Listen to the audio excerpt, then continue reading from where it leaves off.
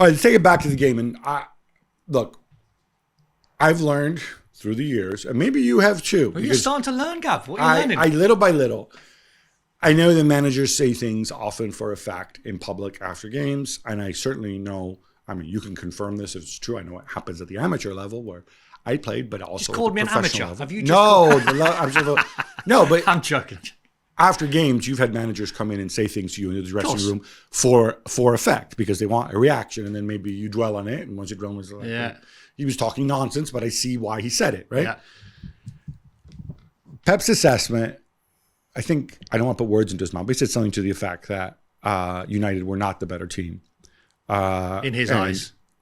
Well, obviously he's talking. He's not going to say. He's not saying, but, I will now speak through the eyes of Don Hutchison. Well, no, this is what the whole conversation is. Exactly. He's only saying it through his eyes. And I can see how, if the opposition score through an individual mistake, and then through, a brilliant moment of intuition from Bruno Fernandes. And then he sits there and he tots up his chances between Haaland hitting the woodwork, a couple of Foden chances. The Alvarez one, I'm not an Alvarez guy, but dude, you got to do better you got to do better from there. I mean, I guess he mishits it ultimately. I don't know, body shape, weight, whatever was wrong. But that's just pep talk. Like most neutrals who watch it, and despite the color of your top. But you're not going to turn around if you're Pep and go, oh, by the way, we could have been 3-0 down. Man United scored a goal that was just offside. You're gonna lament the chances that you've missed because you're only going to see the team and the lens through your eyes. You're going to go, oh, we could have scored 6. We could have scored 4 or 5. I think there's a difference between... Because that's why you have a goalkeeper in goal. That's why you have defenders to defend. You've got to be, at special times, be able to do your job. So we don't need to read too much into it. Listen, I think you watched the game back, Gab, and I think there's been loads of games over the years where if Man City could have won 9-0, they could have won 9-0, or Liverpool or whoever, and you go, that was an absolute battering. They just couldn't finish. Liverpool example, loads of times this season against Man United especially, couldn't finish. So then you go, well, that was poor finishing. But there's other games where you go, actually, it was pretty tight in terms of the chances. I didn't see that being one-way traffic. I don't think City could have scored 4 or 5. In Pep's eyes, because that's the lens he's seeing through. But United were quite comfortable. I thought their game plan was perfect. Yeah, the game plan worked. Whenever you have this, whenever you have one team scoring early and looking to play in transition, and the other team has more of the ball and they take more shots, and if they have really good players like City do, they can open you up every now and again. They can open you up, and City could have scored 4 or 5, but they didn't. And I don't think that should take anything away from United, because the reality is, if you go through this 1-2-11, even Lisandro and Varane, they've played together how many times this season? Not many. They're just back from injury. It takes time. So I think Ten Hag took the right approach. I think he would have been absolutely mullered if, say, early on there was the Haaland incident. If Haaland stays on his feet and scores and stuff, they go a goal down. And United have to come at them. People would then go and question Ten Hag's game plan, right? Yeah. He executed it well. See, what I took away from that game, Gab, is finally, some of the Man United players, and I'll include Bruno Fernandes, who's had a really good season, but over the years, in my opinion, he's been a player that's played for himself a lot. Not this season, he's been a lot better. Instead of playing for the team, Garnacho's a really raw young player who has played 1 million games this season, so I'll excuse him. But now they're finally learning, the Man United players, whether it's too late or whether it's a one-off, whatever it may be, they're finally learning how to play for the team and not yourself. It's not about being an individual. I think you're harsh on Bruno, because you know what? No, I'm talking over the years. I'm not just talking this season. Over the years compared to what? When he was when he's gone missing in games. When he's gone missing in 1 million games. Where was he in the Bournemouth 3-0? Where was he in the... Well, you might not have played the Palace 4-0, I can't remember. But there's loads of games over the years. He's not going to do it every game, but I just think... No, I'm not having a pop at him. I'm just saying, I think they've started to twig, some of the Man United players, that it's about the team. And if the team performance... If Erik Ten Hag had set that team up yesterday in exactly the same way, and 3 or 4 individuals just thought, do you know what, I'm just going to do my own thing, they'd have got battered 7.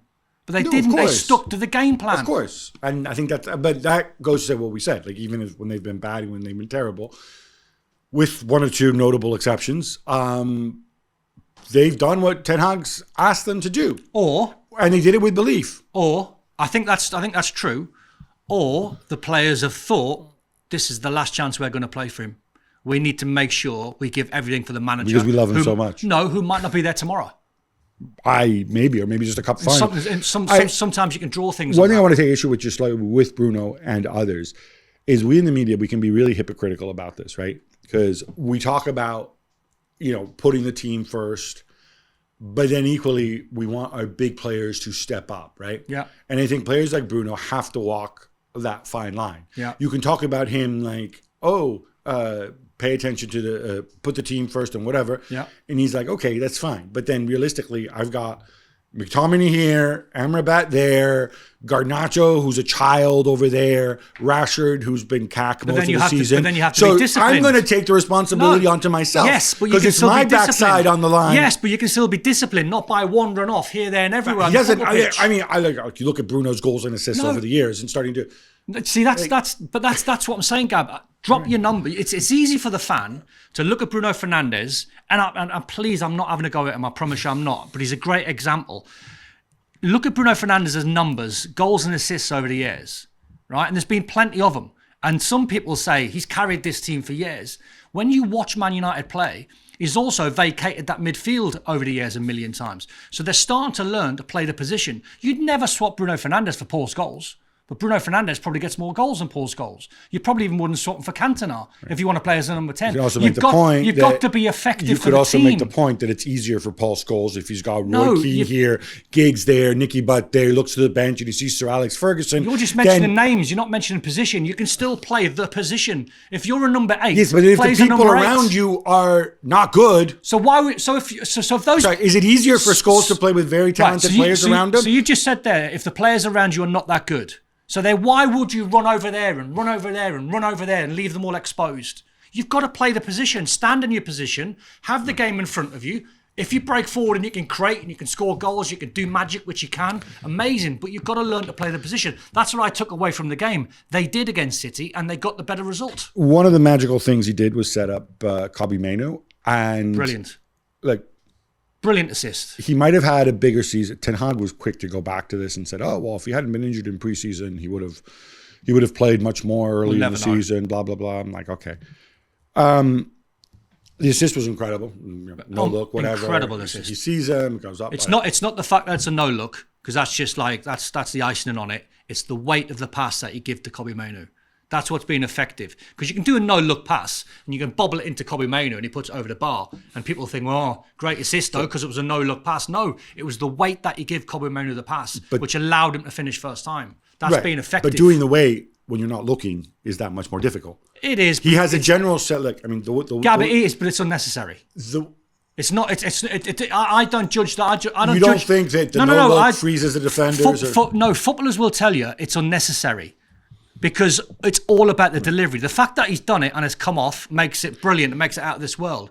But it's the weight of the pass that you give him. You can do that by still looking at the ball. That's just a little extra, little icing on the cake. On Mainoo, I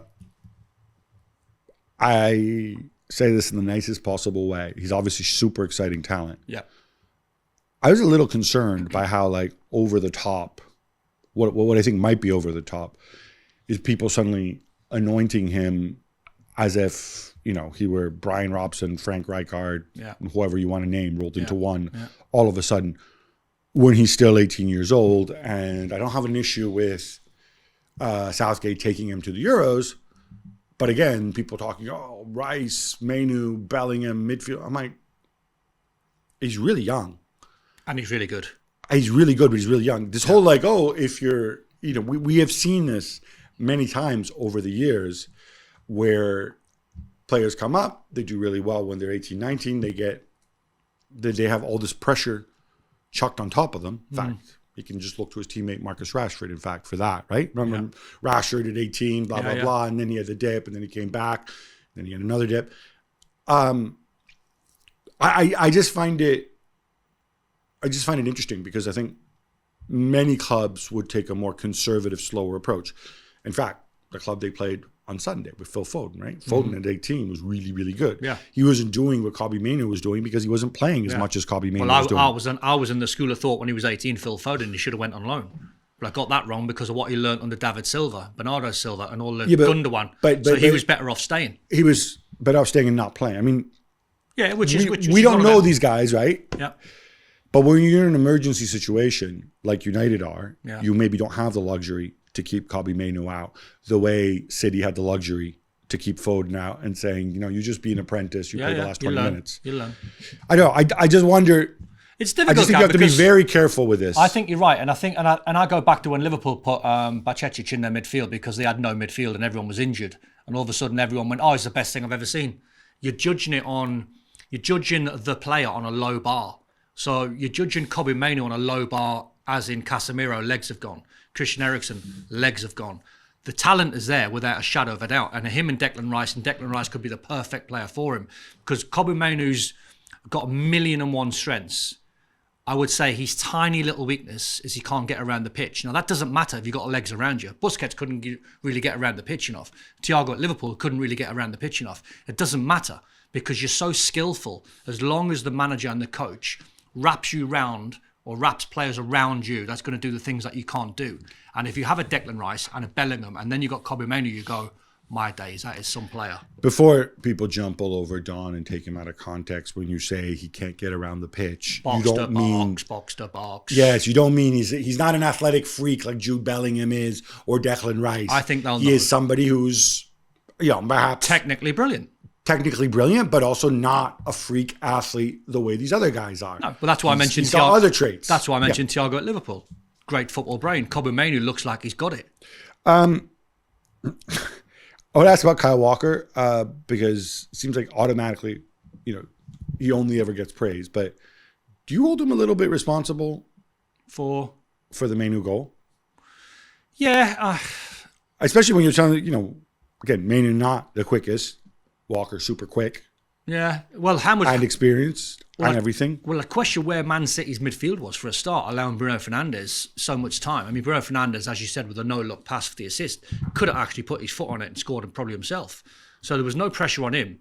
So Kyle Walker was out of position, yeah, but there were so many Man City players, which is very, very unlike them, in one passage of play for about 5 of them to not be in the right positions. Yeah, I think that's what would have really infuriated Pep. Just to close it out on Pep before we go to Ten Hag, I touched upon this before, there are stories out there that, say that City are now worried that he's not going to stick around after 2025. I've said my take many times, there's nothing you can do about this if you're City. No. He might stay. You just have to say, Pep, just please, when you decide, give us as much advance warning as possible. That's beyond that, you've earned. And there's probably a conversation if it's official that he is going to leave. I would imagine the conversation between the board, the sporting directors, and Pep is what players you're going to leave behind for the next season. That's why I talked about it like a mini rebuild. It might not be loads, but they'll make sure they get the players in for Pep this season.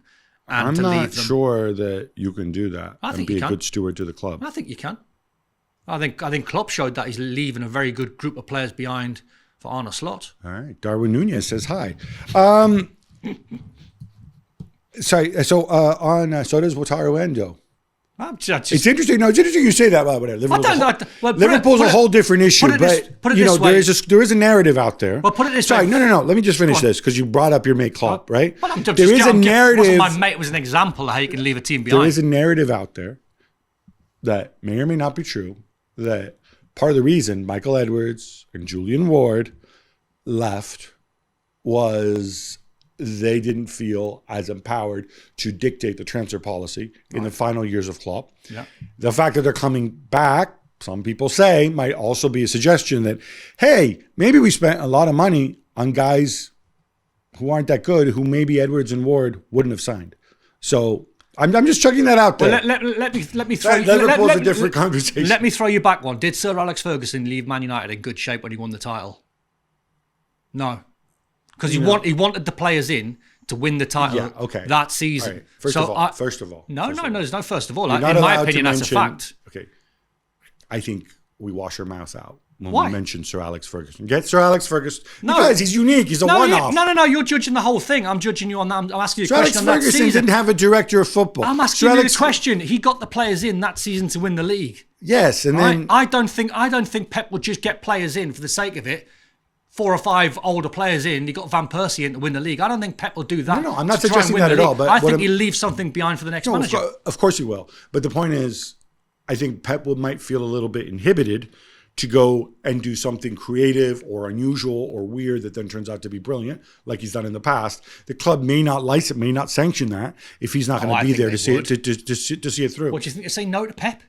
They say no because you're leaving next season. We're not going to give you this player that you want. That's not going to happen. If it's not a player that the club, but Pep wouldn't want them anyway. Pep wouldn't want them anyway. Don, there's players who are rated by some managers who work well with some managers and not with others.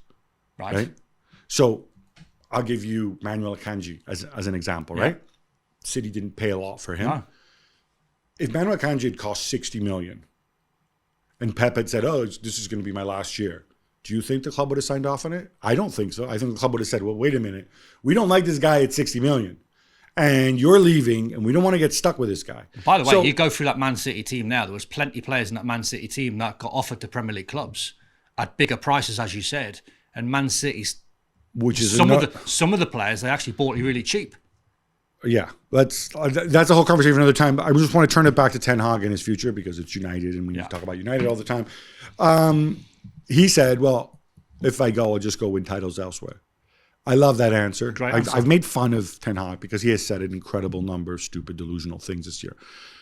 Equally, he's under a ton of pressure. He's out there on his own, and again, I go back. I feel like I bring this up all the time, right? Yeah. But at the clubs he worked at before, he had chief executive who spoke. He had a sporting director who were visible and spoke. The pressure was diffused. At Manchester United, like at many English clubs, no, it's all on the coach. It's all on him, right? And so when he talks a lot, he will end up saying some silly things. Yeah. And he often did that. He's not paid to be an expert in communication and media with the outside world. Sometimes right? He's been too honest. A lot of the time, Gab, I've listened to him and I think you mentioned delusional. I think that may be a little bit harsh, but I know where you're coming from because he doesn't watch the same game a lot of us do. That said, that answer was a perfect answer. Great answer. And because I think he knows, and the way he's give that answer, he knows he's probably gone. So the report is that they're going to have a review, which means he's going to get the sack. But here's the thing. So according to the Times, these are the 4 names, and some of these names will come up later. Mm-hmm. The 4 names, and I would like you to rank them for me in desirability.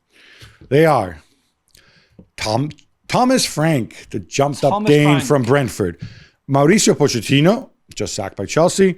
Thomas Tuchel, just sacked by Bayern. And Kieran McKenna. Kieran McKenna, no. 2 promotions in a row. No. Okay, so he would be your last choice. 0. Okay. Not ready yet. Go and manage your Brighton first. All right. What about who's your choice between? Do you know who I would honestly take? Yeah, it's got to be one of these 3 names. Well, otherwise, yes, I would take Thomas Frank. And the reason why I would take Thomas Frank because the relationship between the Brentford players, staff, and fans, the connection is there, and that's exactly what Man United need.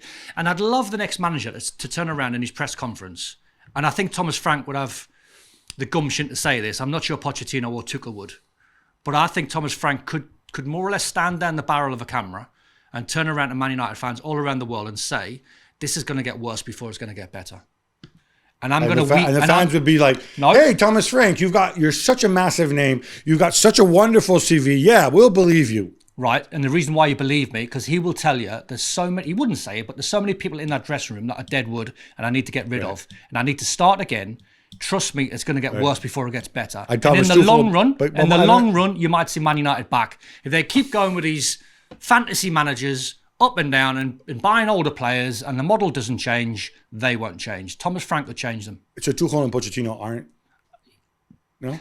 You would take Thomas Frank? I like him, but I would take Thomas Frank because of what he stands for and what he can do in the long term, not the short term. We'll have to agree to disagree on this one. For my money with Thomas Frank, I have no idea. So who are you taking then? Not Thomas Frank. So who are you taking then? If it has to be one of these 4, yes. I would reluctantly take Poch, frankly, out of these 4. Unless Ashworth tells me, don't worry, I can control Tuchel. Poch has got this amazing credit in the bank in English football, does, isn't he? Yeah. What's he ever won?